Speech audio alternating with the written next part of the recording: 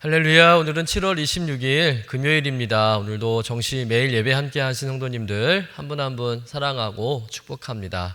다 같이 사도신경으로 우리의 신앙을 고백하며 예배 자리로 나가겠습니다.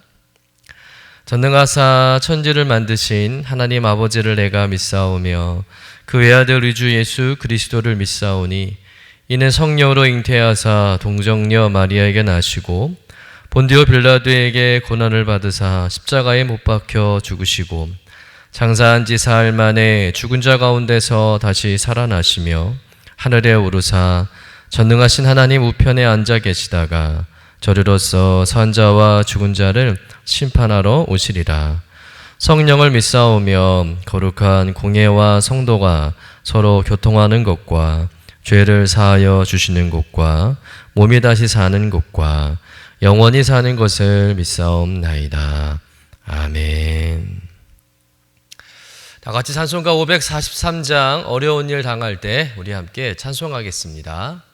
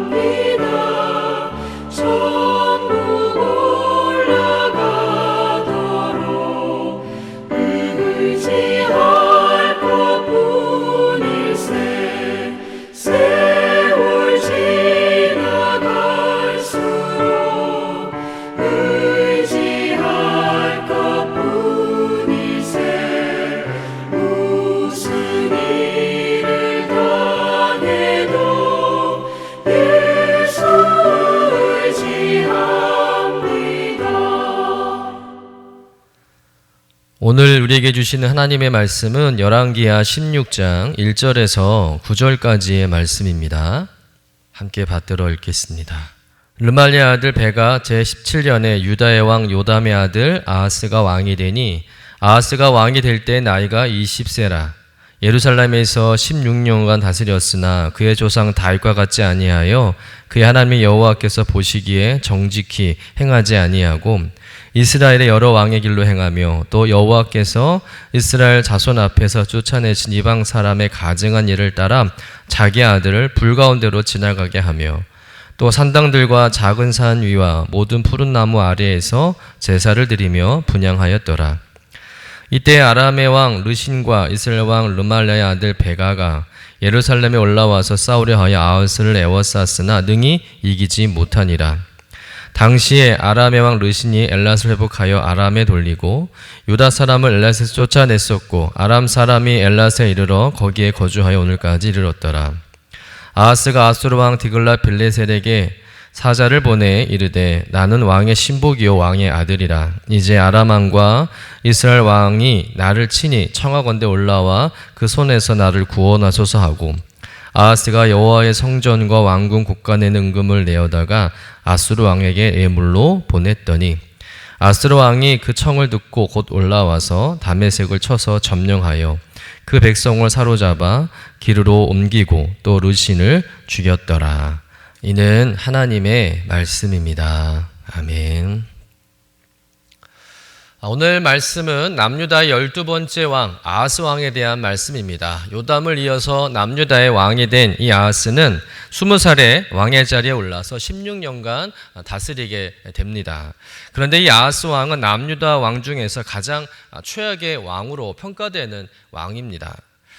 20살의 왕위에 올라서 16년간 다스렸지만 그에게서 얻을 수 있는 좋은 내용이 하나도 없습니다. 오히려 어떻게 이런 일을 저질렀는가 하는 그런 탄식만 나오게 하는 왕이었다는 것이죠. 그래서 오늘 말씀에 아하스 왕에 대해서 어떻게 평가하고 있습니까? 본문 2절 후반부에 보면 그의 조상 다윗과 같지 아니하여 그의 하나님 여호와께서 보시기에 정직히 행하지 아니하고. 아하스 왕은 다윗의 길로 가지 않고 오히려 하나님 보시기에 악한 행동을 더 많이 한 왕으로 평가하고 있다는 것이죠. 3절, 4절에 보면 좀 더 구체적으로 아하스 왕이 행한 그 죄에 대해서 설명하고 있는데요. 첫 번째는 뭐냐면 자기 아들을 불 가운데로 지나가게 했다는 것입니다. 이것은 당시 몰렉이라는 우상신을 섬길 때 행하는 의식입니다. 몰렉은 어린아이를 불태워 드리는 반인륜적인 종교입니다. 하나님도 당연히 가장 가증하게 여기시는 일이죠. 그런데 하나님 섬기는 이 남유다 왕이 직접 우상의식에 참여하고 심지어 자신의 아들까지 몰렉에게 제물로 드렸다는 것은 너무나 충격적인 일이 아닐 수 없는 것이죠. 그만큼 아하스 왕은 분별력이 없고 또 완전히 우상에 빠진 최악의 왕이었다는 것입니다. 두 번째 죄는 어떤 것입니까? 산당들과 작은 산 위와 모든 푸른 나무 아래에서 제사를 드리며 분향한 일입니다. 엄연히 하나님께 예배드린 성전이 있음에도 성전이 아닌 산당에서 제사를 드렸다는 것은 하나님이 아닌 우상을 섬겼다는 것이고요. 그것도 산 위와 모든 푸른 나무 아래에서, 즉 장소를 가리지 않고 제사를 드렸다는 것은 온갖 잡신을 다 믿었다는 거예요. 그러니 아하스는 정말 정신 나간 짓을 너무 많이 한 것입니다. 왜 이렇게 아하스는 하나님이 아닌 이방신과 온갖 잡신을 다 섬기는 왕이 되었을까요? 그것은 당시 아수르가 강성해지면서 남하 정책을 펼치는 가운데 남유다 역시 아수르의 압박을 받고 있는 상황이었기 때문입니다. 다시 말해서 주변의 정세가 불안하고 걱정이 되니까, 두려우니까 아하스는 여호와 하나님이든 우상이든 이방신이든 구분하지 않고 모든 신을 믿음으로 그 신들의 도움을 받아서 위기를 넘기려는 얄팍한 수단을 사용하려고 했던 것입니다. 하나님 한 분만 믿는 것보다는 이 신 저 신 다 믿으면 그 신들이 다 도와주지 않을까라는 그런 헛된 생각을 하게 되었다는 것이죠. 여러분, 우리들도 때로는 하나님 말고도 다른 것들을 의지하고 믿으면서 내 문제를 해결해 보려고 할 때가 있지 않습니까? 하나님은 최후의 보루를 남겨놓고 그 전에 여러 가지 인간적인 방법들, 또 세상의 운세, 심지어는 다른 종교에도 기웃거리면서 어떻게 해서든 문제를 해결해 보려는 시도를 하지 않느냐는 것입니다. 여러분, 그게 우상 숭배라는 거예요. 마치 엘리야 시대에 이스라엘 백성들이 하나님과 바알 양쪽에 양다리를 걸쳐놓고 하나님도 믿으면서 바알도 믿으면서 양쪽에서 복을 받고 잘 살려고 했던 그 악한 모습과 똑같은 모습이라는 것입니다. 여러분, 우리가 믿는 하나님은 다른 어떤 우상과 또 신들과도 비교될 수 없는 분인 줄로 믿습니다. 오직 하나님만이 참신임을 믿습니다. 하나님이 왜 다른 것을 자꾸 의지하는 모습이 있다면 끊어내시기를 간절히 축원합니다. 그런 신앙은 거짓 신앙입니다. 그런 신앙으로는 결코 승리할 수가 없습니다. 그리고 결국엔 내가 믿고 있는 것에 발등 찍혀서 망하게 된다는 거예요. 오늘 아하스가 보여주는 그 끝이 바로 그런 모습입니다. 아수르가 점점 남하하자 남유다보다 북쪽에 있던 북이스라엘과 그 위에 있는 아람 나라가 더 아수르를 두려워하게 됩니다. 그러자 이 북이스라엘과 아람이 서로 손을 잡고 아수르를 칠 계획을 세우게 되는데, 하지만 자기들만의 힘으로는 이 강력한 아수르 군대를 이겨낼 자신이 없었던 것이죠. 그래서 북이스라엘과 아람이 이 남유다 아하스에게도 함께 하자고 동맹을 제안하게 됩니다. 세 나라가 힘을 합치면 아수르가 아무리 강할지라도 이길 수 있다고 생각을 한 것이죠. 그런데 아하스 왕이 이를 거절합니다. 아하스 왕이 보기에 세 나라가 연합을 해도 이 강한 아수르를 상대할 수 없다 생각을 한 것입니다. 그래도 아하스 왕은 세계 정세, 세계 판도가 어떻게 돌아가는지를 파악할 줄 아는 그런 왕이었던 것 같습니다. 결국 아하스가 동맹을 거절하자 북이스라엘과 아람이 연합군 형성해서 먼저 이 남유다를 침공해 오게 됩니다. 이 아하스 왕은 친아수르 정책을 펴서 성전과 왕궁 곳간에 있는 모든 은금을 탈탈 털어서 이 아수르 왕에게 뇌물로 바치게 되죠. 그러면서 하는 말이 뭡니까? 남유다는 아수르와 싸울 생각이 없다. 그리고 지금 남유다가 북이스라엘과 아람의 공격을 받고 있는데 좀 도와달라고 뇌물을 주면서 요청을 하게 된 것이죠.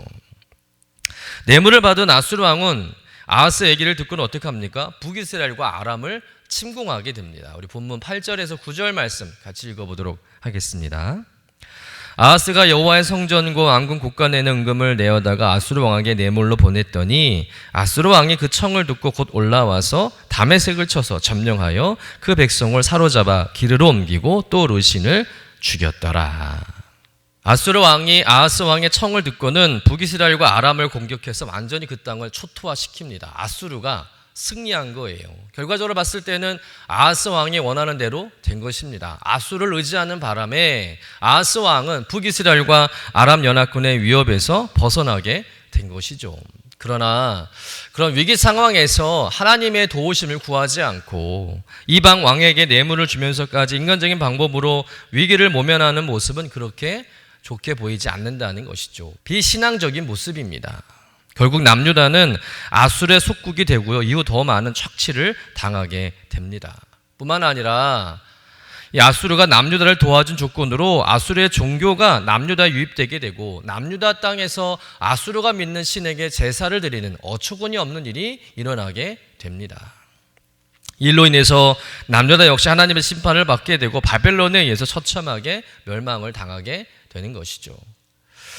여러분, 오늘 아하스의 어리석은 모습을 보면서 과연 오직 하나님만 바라보는 신앙인가, 오직 하나님만 의지하는 신앙인가를 우리가 점검해 봐야 할 줄로 믿습니다. 고난이 오고 위기가 닥치면 하나님부터 떠올라야 되는데 다른 것이 떠오르고 다른 방법을 생각하게 된다면 오늘 아하스의 모습과 별반 다르지 않다는 거예요.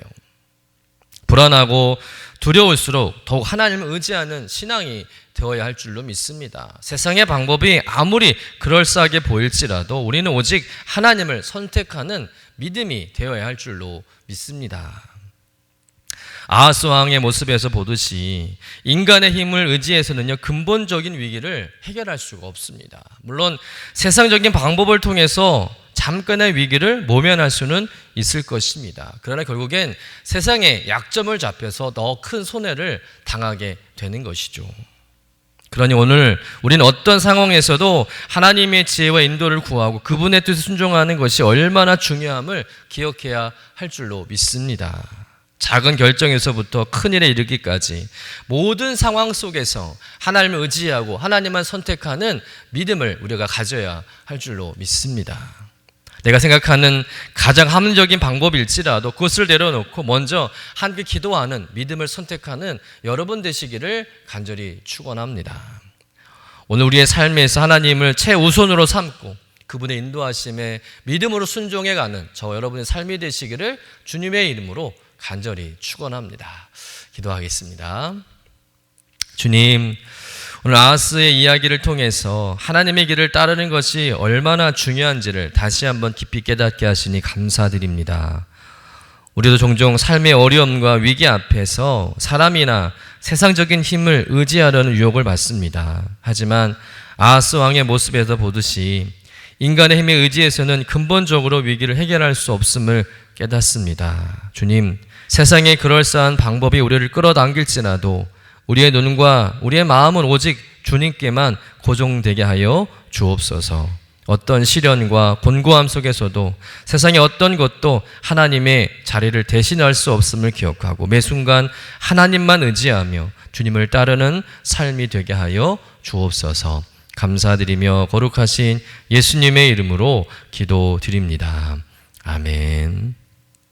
하늘에 계신 우리 아버지여, 이름이 거룩히 여김을 받으시오며 나라가 임하시오며 뜻이 하늘에서 이루어진 것 같이 땅에서도 이루어지이다. 오늘 우리에게 일용할 양식을 주시옵고 우리가 우리에게 죄 지은 자를 사하여 준 것 같이 우리 죄를 사하여 주시옵고 우리를 시험에 들게 하지 마시옵고 다만 악에서 구하시옵소서. 나라와 권세와 영광이 아버지께 영원히 있사옵나이다. 아멘.